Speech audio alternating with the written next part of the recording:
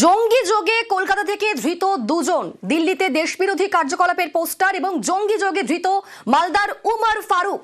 ৮ সদস্যের জঙ্গি মডিউলের মাথা হচ্ছে এই উমর ফারুক। ভারতে লস্করের হয়ে কাজ মালদার উমরের। এক্স্যাক্টলি কি অভিযোগ? কারণ অনেকগুলো বিষয় এই মুহূর্তে উঠে আসছে সামনে। আমাদের সঙ্গে সরাসরি মৈত্রী রয়েছেন। মৈত্রী, এখনো পর্যন্ত এই উমর নিয়ে ঠিক কি কি তথ্য রয়েছে পুলিশের হাতে, ঠিক কি অভিযোগ তার বিরুদ্ধে?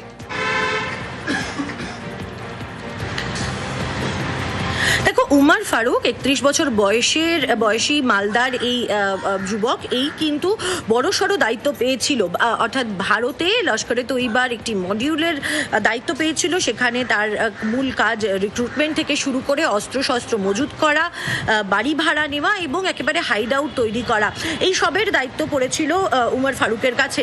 কিন্তু তার প্রাথমিকভাবে তাকে যে প্রথম কাজ দেওয়া হয় সেটা দেওয়া হয়েছিল বিভিন্ন ভাইটাল ইনস্টলেশনের রেকি করা।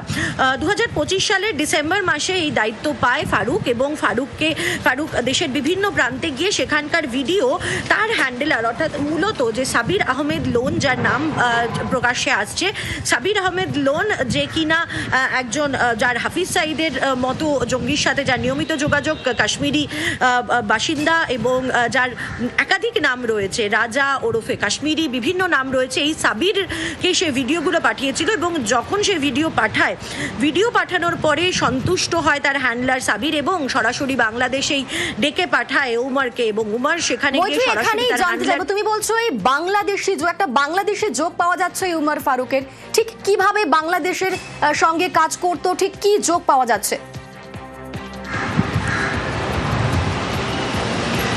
দেখো, যদি এই যোগ খতিয়ে দেখতে হয় তাহলে আমাদের সাবির আহমেদ লোনের কথা সবার আগে জানতে হবে। সাবির আহমেদ লোন সে আদতে একজন কাশ্মীরি। 2007 সালে AK-47 এবং গ্রেনেড হাতে গ্রেপ্তার হয়েছিল, এবং 2018-19 সাল নাগাদ সে জেল থেকে ছাড়া পায়। তারপরেই বাংলাদেশে গিয়ে লুকায়। এই সাবির আহমেদ লোন, তার কিন্তু যথাযথ ট্রেনিং হয়েছিল পিওকের মুজাফরাবাদ, এবং সেখানে হাফিজ সাইদ তাকে ট্রেনিং দিয়েছিল। তার অ্যাডভান্স ট্রেনিং পর্যন্ত জঙ্গি প্রশিক্ষণ হয়েছিল। বাংলাদেশে বসে এই জঙ্গি সে লস্করে তৈবা এবং ISI এর সঙ্গে একই সঙ্গে অপারেট করছিল। এবার এই সাবির সে যোগাযোগ করে উমরের সঙ্গে, এবং উমরকে যখন উমর এই ভিডিওগুলো পাঠায় দেশের বিভিন্ন প্রান্তের এই ইম্পর্টেন্ট এস্টাবলিশমেন্ট এবং সেগুলোর ভালনারেবিলিটি কতটা রয়েছে, কোথায় কোথায় দিয়ে অ্যাপ্রোচ করা যায়, এই সমস্ত কিছু তার কাজে খুশি হয়ে তাকে সরাসরি বাংলাদেশে ডেকে পাঠায়, এবং বাংলাদেশেই সরাসরি বৈঠক হয় উমরের সঙ্গে, এবং সেখানেই উমরের কাঁধে তুলে দেওয়া হয় বেশ কিছু দায়িত্ব। তার মধ্যে মডিউলকে হেড করার দায়িত্ব তো রয়েছেই। কি কি দায়িত্ব দেওয়া হয়েছিল উমরকে দায়িত্ব দেওয়া হয়েছিল কলকাতায় গিয়ে একটি বাড়ি ভাড়া নেওয়ার, যে বাড়ি ভাড়া একটি হাইড আউট হিসাবে কাজ করবে মডিউলের, এবং তাকে দায়িত্ব দেওয়া হয়েছিল বাংলাদেশি অনুপ্রবেশকারী যারা রয়েছে ভারতে, তাদেরকে আইডেন্টিফাই করা, তাদের র্যাডিক্যালাইজ করা এবং তাদেরকে এই মডিউলে ইনক্লুড করা। এর পাশাপাশি লোকালি অস্ত্র যাতে সংগ্রহ করা যায় তার দায়িত্বও কিন্তু দেওয়া হয়েছিল এই উমরকেই। অর্থাৎ উমরের দায়িত্ব ছিল লোকালি অস্ত্র কালেক্ট করা, এবং তার সঙ্গে সঙ্গে এই বাংলাদেশি মডিউলকে, অর্থাৎ বাংলাদেশি অনুপ্রবেশকারীদের দিয়ে যে মডিউল চালানো যাবে সেই ছোট ছোট ইন্ডিপেন্ডেন্ট মডিউল তৈরি করা। এই কারণেই কিন্তু হাবিবুর, যার সঙ্গে প্রাথমিকভাবে গ্রেপ্তার করা হয়েছিল উমরকে, সেই হাবিবুরকেও কিন্তু সে রিক্রুট করেছিল, এবং তামিলনাড়ুতেও আরও 6 জনকে এরকমভাবেই রিক্রুট করেছিল উমর। এই রিক্রুটমেন্টের প্রসেসটা চলছিল, তার সাথে নিয়মিত যোগাযোগ থাকতো সাবিরের, এবং সাবির বিভিন্ন সময় তাকে ইনস্ট্রাকশন দিত যে কিভাবে এগিয়ে নিয়ে যেতে হবে তাদের এই মডিউলকে। মূলত এই যে অপারেশনের যে মূল লক্ষ্য ছিল সেটা হচ্ছে একটা ইন্ডিপেন্ডেন্ট মডিউল তৈরি করা, যার একটা হাইড আউট থাকবে, এবং অস্ত্র একেবারে লোকালি সোর্স হবে, যাতে সীমান্ত পেরিয়ে অস্ত্র আনার কোটানকোট ঝামেলা না পোহাতে হয়। এই উমর ফারুক মালদার ছেলে, কলকাতায় বাড়ি ভাড়া নিয়ে ডেরা ছিল উমরের। তো দিল্লি পুলিশের নজরে কিভাবে এলো উমর ফারুক? দেখো, সেটাও কিন্তু অত্যন্ত তাৎপর্যপূর্ণ। উমর ফারুকের হয়তো নজরে আসার কথা ছিল না, তার কারণ তারা বড়সড় নাশকতার ছকই করছিল। কিন্তু উমর এবং এই হাবিবুলকে সাবিরের তরফ থেকে নির্দেশ দেওয়া হয় যে দিল্লিতে কি অবস্থা রয়েছে, দিল্লির আইন শৃঙ্খলার, এবং কতটা অ্যালার্ট রয়েছে, কতটা হাই অ্যালার্ট রয়েছে, এই সবটা খতিয়ে দেখার, এবং কিছু পোস্টার লাগাতে দেওয়ার দায়িত্ব দেওয়া হয়েছিল। এবং এই দেশবিরোধী পোস্টার গত 6ই ফেব্রুয়ারি এই উমার এবং তার সঙ্গে হাবিবুর তারা এসে পৌঁছায় দিল্লিতে ভায়া পাটনা একটি ফ্লাইটে করে তারা আসে এবং দিল্লির বেশ কিছু মেট্রো স্টেশনে এই পোস্টার লাগিয়েছিল, যার মধ্যে আজাদ কাশ্মীরের পোস্টার ছিল, পাকিস্তানের সাপোর্টের পোস্টার ছিল এবং উর্দুতে লেখাও কিছু পোস্টার ছিল। এই পোস্টার দেখেই সিআইএসএফ এর প্রাথমিকভাবে সন্দেহ হয় এবং এই দুজনকে আইডেন্টিফাই করার জন্য এফআইআর করা হয়। এফআইআরে এদের ট্রেল খুঁজতে শুরু করে পুলিশ। দিল্লি পুলিশের স্পেশাল সেলকে দায়িত্ব দেওয়া হয় এবং দিল্লি পুলিশের স্পেশাল সেল তারা দায়িত্ব নিয়ে এই উমারের ট্রেস করতে করতে তাকে পাওয়া যায় যে সে কলকাতায় রয়েছে, কলকাতার হাতিয়ারা অঞ্চলে সে রয়েছে। সেখান থেকেই 15ই ফেব্রুয়ারি উমর এবং তার আরেক সঙ্গী যে বাংলাদেশি সঙ্গী তাকে উদ্ধার করা হয়। তাদের থেকে মোবাইল ফোন পাওয়া যায়, একাধিক সিম কার্ড পাওয়া যায় এবং 25টিরও বেশি ক্রেডিট কার্ড, ডেবিট কার্ড এবং পিওএস যন্ত্র পাওয়া যায় যেখান থেকে ক্যাশ উইথড্র করা সম্ভব। তার সঙ্গে সঙ্গে বেশ কিছু অ্যান্টি ন্যাশনাল পোস্টার্স এবং বেশ কিছু ইনক্রিমিনেটিং ডকুমেন্টসও দিল্লি পুলিশের হাতে পৌঁছায়। এবার উমরকে জিজ্ঞাসাবাদ করেই একে একে সাবিরের তথ্য সামনে আসে এবং তার সঙ্গে সঙ্গে সামনে আসে আরো যে এখানেই প্রশ্ন যে এই যে উমরের এই বড় নেটওয়ার্ক, এই নেটওয়ার্কটা ঠিক কত বড়, আরো কতজনকে সেই নেটওয়ার্কে শামিল করেছিল? দেখো, এখনো পর্যন্ত তো এই নেটওয়ার্কের 8 জন ধরা পড়েছে, তবে দিল্লি পুলিশের যেটা অনুমান যে এই নেটওয়ার্কে আরো অনেক সদস্য ছিল। তার কারণ সাবির বলে যার কথা বারবার করে উঠে আসছে, সাবির আহমেদ লোন, তার কিন্তু দিল্লিতেও তার যাতায়াত যে যথেষ্টই ছিল সেটাও কিন্তু ট্রেস করতে পেরেছে দিল্লি পুলিশ। ফলে দিল্লির শালিমার বাগে সে বারবার আসতো এবং বিভিন্ন কন্ট্যাক্টের সঙ্গে সে দেখা করতো সেখানে এবং এই যে তার যে মডিউলগুলো ছিল তাদেরকে আরো সক্রিয় করার জন্য কাজ করছিল। ফলে দিল্লি পুলিশের স্পেশাল সেল এই মুহূর্তে এই মডিউলের আরো কি অংশ রয়েছে এবং এই মডিউলের মূল লক্ষ্য কি ছিল সেই সমস্ত কিছু খতিয়ে দেখছে এবং এই মুহূর্তে জিজ্ঞাসাবাদ চালাচ্ছে এবং সাবিরেরও তল্লাশি খোঁজ চলছে, যদিও এখনো পর্যন্ত যেটা জানা গেছে যে বাংলাদেশেই লুকিয়ে রয়েছে সাবির। বেশ, ধন্যবাদ মৈত্রী। पूछताछ से पता चला कि ये तमिलनाडु से कुछ लोगों को जो कि बांग्लादेशी नेशनल हैं, तमिलनाडु में थे, उनको ये वापस कलकत्ता लेके जाने वाले थे और उनको रोपन करने वाले थे किसी टेररिस्ट एक्टिविटी में। इससे पहले ये कुछ कर पाते, टीम जो है फिर तमिलनाडु गई और वहाँ पर तमिलनाडु पुलिस की हेल्प से 6 लोगों को, और जो कि सभी के सभी बांग्लादेशी नेशनल्स हैं, उन 6 लोगों को गिरफ्तार किया गया। तो इस तरह से इसमें टोटल अब तक 8 गिरफ्तारियां हो चुकी हैं, जिनमें से 7 बांग्लादेशी हैं और एक जो उमर फारूक है ये मालदा का रहने वाला है, मालदा जो वेस्ट बंगाल में जगह वहां का रहने वाला है। দেশে বড় সড় নাশকতার ছক, জঙ্গি যোগে দিল্লি পুলিশের ধরপাকড়। দিল্লি পুলিশের অভিযানে কলকাতায় জালে 2, গ্রেফতার মালদার মানিকচকের ও শিংতলার উমর ফারুক। দিল্লির মেট্রোর পিলারে দেশ বিরোধী পোস্টার লাগানোর অভিযোগ। আমাদের সঙ্গে রয়েছেন প্রতিনিধি সেবক। এই উমর ফারুকের বাড়ির লোক কি জানতো যে সে কি কাজ করে, দেশ বিরোধী কাজে যুক্ত সে, এর নাশকতার সঙ্গে যুক্ত সে, তারা কি জানতো, কি বলছে তারা? একদিন দেখো, আজ যখন আমরা পৌঁছই ওমর ফারুকের বাড়িতে, পরিবারের সঙ্গে কথা বলি, পরিবারের লোক কার্যত হতবাক। তারা বলছেন যে পরিবারের স্বামী বা ছেলে এই অস্তিনটোলার যুবক, সে কলকাতায় থাকে, সে শ্রমিকের কাজ করে, এমনটাই পরিবার জানতো। প্রায় 5 বছর ধরে বাইরে রয়েছে, মাঝে মধ্যে প্রতি মাসে 5,000 10,000 করে টাকা পাঠাতো, সংসারের সুরা হতো, মাঝে মধ্যে গ্রামে ফিরতো, এ পর্যন্তই তারা জানে। কিন্তু গত পরশুদিন তাদের টনক নড়ে যখন দিল্লি পুলিশের তরফ থেকে ফোন করে গ্রেপ্তারের খবর জানানো হয় এই ওমর ফারুকের। তারপরেই তারা কিন্তু কার্যত যথেষ্ট দুশ্চিন্তায় রয়েছেন। একই সঙ্গে তাদের আশঙ্কা কোনোভাবে ছেলের ফেসে যায়নি, তো ছেলের সুবিচার চাইছেন মা, ছেলের সুবিচার চাইছে স্ত্রী। সব মিলিয়ে এই যে ওমর, তার বাড়ি মালদহের মানিকচকের যে গ্রামে, সেখানে কিন্তু যথেষ্ট আর্থিক দারিদ্র্য রয়েছে তার পরিবারে। স্ত্রী, সন্তান ছাড়াও বাবা, 3 ছেলে মেয়ে রয়েছে এই যুবকের। 32 বছরের যুবক। প্রতিবেশীরা বলছেন মাঝে মধ্যে গ্রামে আসতেন, কিন্তু তার মধ্যে মানে অন্যরকম অস্বাভাবিক কিছু আচরণ তারা অন্তত লক্ষ্য করেননি। সব মিলিয়ে এই মুহূর্তে কিন্তু জল্পনা, একই সঙ্গে আতঙ্ক এই গ্রামে এবং সকলেই চাইছেন পুরো বিষয়টি খতিয়ে দেখা হোক। অনেকেই বলছেন যদি জঙ্গি যোগ থাকে প্রমাণিত হয় সেক্ষেত্রে আইনের পথে চলুক, আবার অনেকে বলছে যে ভিন রাজ্যে গিয়ে কোনোভাবে তার ক্ষেত্রে সমস্যা হলো না তো, সে কোনোভাবে কোন রকম ষড়যন্ত্র চক্রান্তের শিকার হলো না তো, সে প্রশ্ন উঠে আসছে গ্রামে। সব মিলিয়ে এই মুহূর্তে কিন্তু যথেষ্ট উদ্বেগে রয়েছে এই গ্রাম, একই সঙ্গে তার পরিবার। বেশ, ধন্যবাদ সেবক। দিল্লি পুলিশ জানিয়েছিল যে আপনার স্বামীকে গ্রেফতার করেছি, যে পোস্টার টাঙিয়েছে বলে। না, আমার মনে হচ্ছে পোস্টার টাঙাইনি, শুনেছি নাকি আতঙ্কবাদী কেস দিয়েছে। আমি জানি না কেন ধরেছে না ধরেছে। আপনার কোনোদিন কিছু গল্প করেনি না, আমি কিছু পরিবর্তন দেখিনি। ফোনে এমনি সাধারণ এমনি আমার গ্রামের লোকের সাথে কথা বলতো, এমনি বাইরের যে কোনো কারোর সাথে কথা বলতো আমি জানি না। আমরা চাইছি আমার স্বামীকে নির্দোষ প্রমাণ করুন। আমার নির্দোষ স্বামী, আমার স্বামী কিছুই জানে না। জঙ্গি যোগে ধৃত মালদার উমর ফারুক, আর এই উমর ফারুকের পর উঠে আসছে আরো একজনের নাম, সাবির আহমেদ লোন। কাশ্মীরের সাবির আহমেদ লোন, তার জঙ্গি কার্যকলাপের একটা বড় ইতিহাস রয়েছে। এর আগেও নানান কাজে যুক্ত ছিল সে। ঠিক কি তার ইতিহাস? আমাদের সঙ্গে সরাসরি রয়েছেন প্রতিনিধি অমিত। অমিত, এই সাবির আহমেদ লোন, তার সম্পর্কে কি তথ্য আমরা পাচ্ছি? এর আগের কোন কোন কাজে যুক্ত ছিল সে?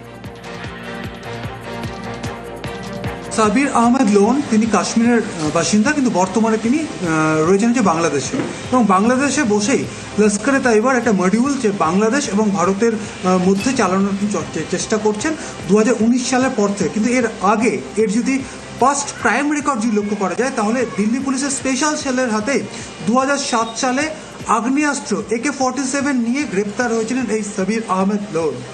কাশ্মীরের নাগরিক, তাকে গ্রেপ্তার করা হয়েছিল।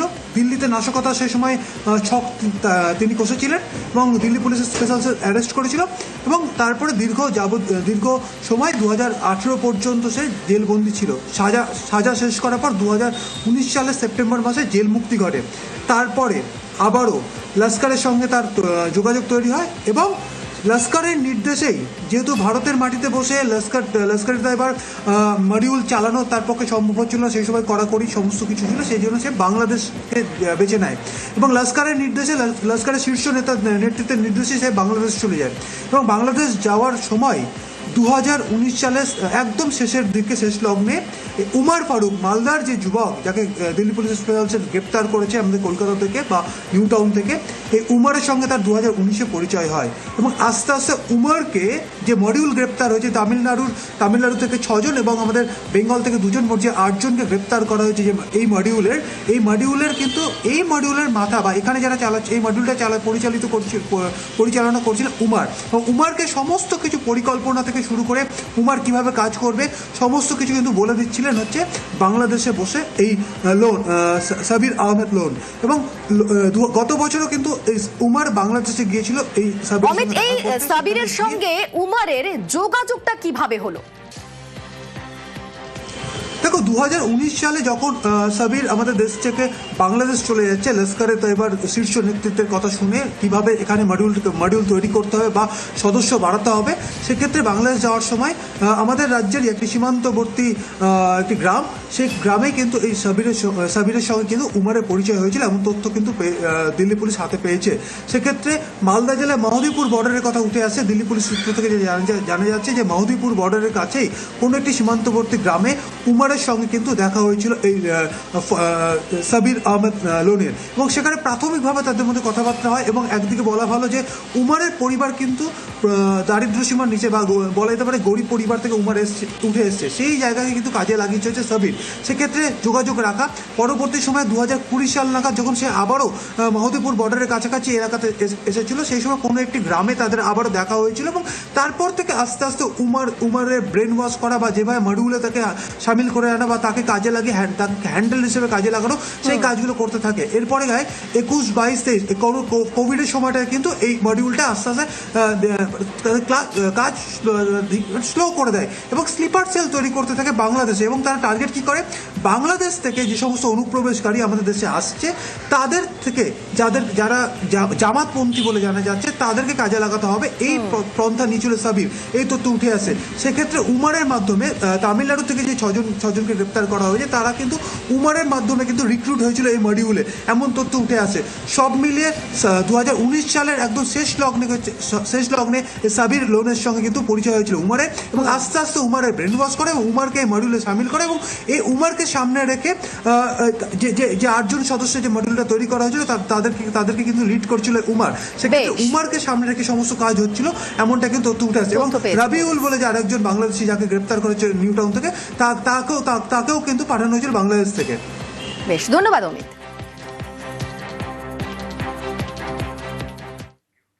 নদিয়ার দিকে নজর রাখবো। নদিয়ায় গ্রেফতার বাংলাদেশি অনুপ্রবেশকারী। নদিয়ার হাঁসখালিতে ধৃত 3 অনুপ্রবেশকারী। 2 সপ্তাহ আগে সীমান্ত দিয়ে অনুপ্রবেশ। আমাদের সঙ্গে রয়েছেন প্রতিনিধি রঞ্জিত, সীমান্ত দিয়ে অনুপ্রবেশ কি করে করলো এই 3 জন, কার সাহায্যে?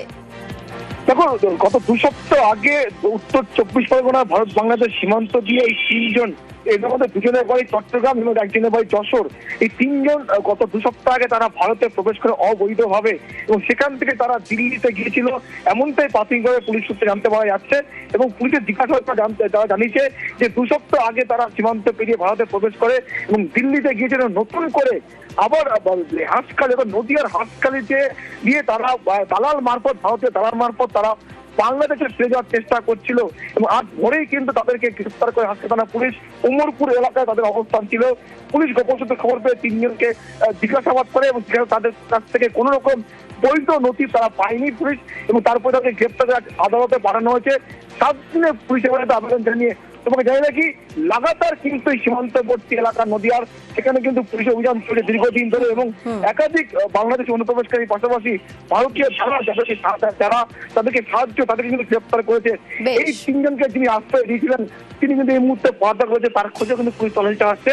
যদিও কি কারণে তারা ভারতে প্রবেশ করেছিল আবার পুনরায় ফেরার চেষ্টা করছিল, সবটাই তদন্ত করে দেখছে পুলিশ। ধন্যবাদ।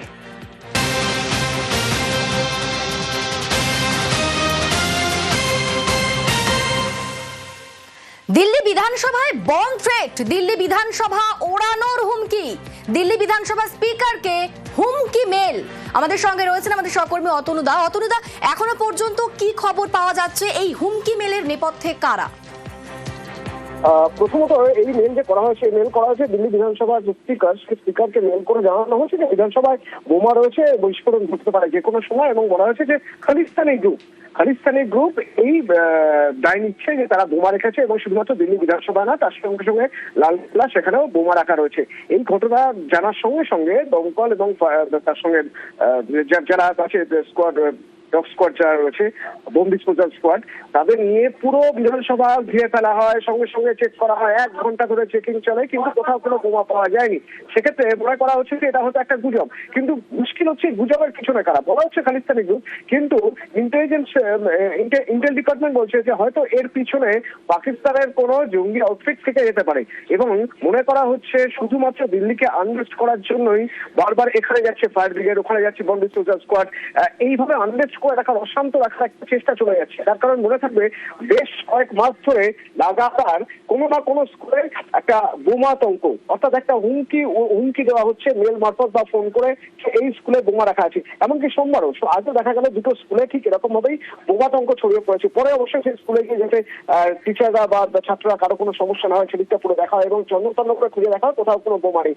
মনে করা হচ্ছে পাকিস্তানি কোনো আতঙ্কবাদী কোনো গোষ্ঠী, উগ্রপন্থী কোনো গোষ্ঠী, তারাই বারবার এই চেষ্টা করছে দিল্লিকে অশান্ত করার জন্য। বেশ, ধন্যবাদ অতনু। সীমানায় উন্নয়ন সংঘাত, বাংলার শ্রমিকদের কাজে বাধা ওড়িশার পুলিশের। পশ্চিমবঙ্গ ওড়িশা সীমানার উদয়পুরের ঘটনা।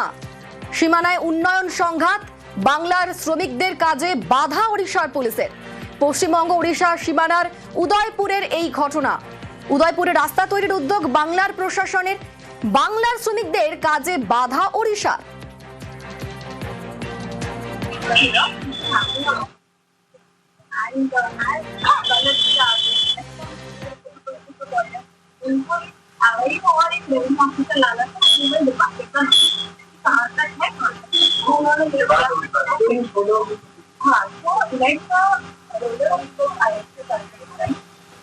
আমাদের সঙ্গে রয়েছেন প্রতিনিধি পঙ্কজ। কি যুক্তিতে বাধা দেওয়া?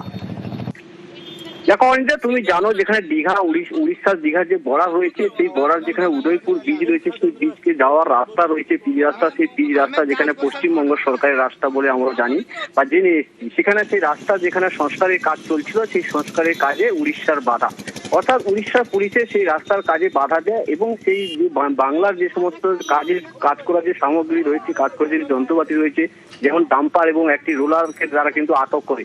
এই নিয়ে কিন্তু দুই রাজ্যের মধ্যে কিন্তু সংঘাত সৃষ্টি হচ্ছে, যেখানে উত্তেজিত হয়ে উঠে দুই রাজ্যের জনতা। সেক্ষেত্রে প্রশাসনের পক্ষ থেকে কিন্তু যেখানে বসে বৈঠকও করা হচ্ছে এই নিয়ে বিষয় নিয়ে। তবে বিষয় হচ্ছে যেখানে উন্নয়নে বাধা দেওয়া, যেখানে যে রাস্তা রয়েছে, বাংলার রাস্তা রয়েছে, বাংলা বলছে বাংলা রাস্তা, উড়িষ্যা রাজ্য বলছে উড়িষ্যা রাস্তা, এই দুই বিষয় কিন্তু যেখানে সংঘাত সৃষ্টি হচ্ছে পরিষ্কার বোঝা যাচ্ছে। যেখানে এখানে বাংলার রাস্তা বারবার সবাই জেনে আসছে যে এখানে উদয়পুর যাওয়ার রাস্তা কিন্তু পশ্চিমবঙ্গের রাস্তা, এই রাস্তা যাতে উন্নয়ন বেশ, আর এই রাস্তায় ধন্যবাদ পঙ্কজ। ଆମ ସୀମା ଭିତରକୁ ପଶି ଆସିଛନ୍ତି, ତ वी हैव इन्फॉर्मड एवरीवन।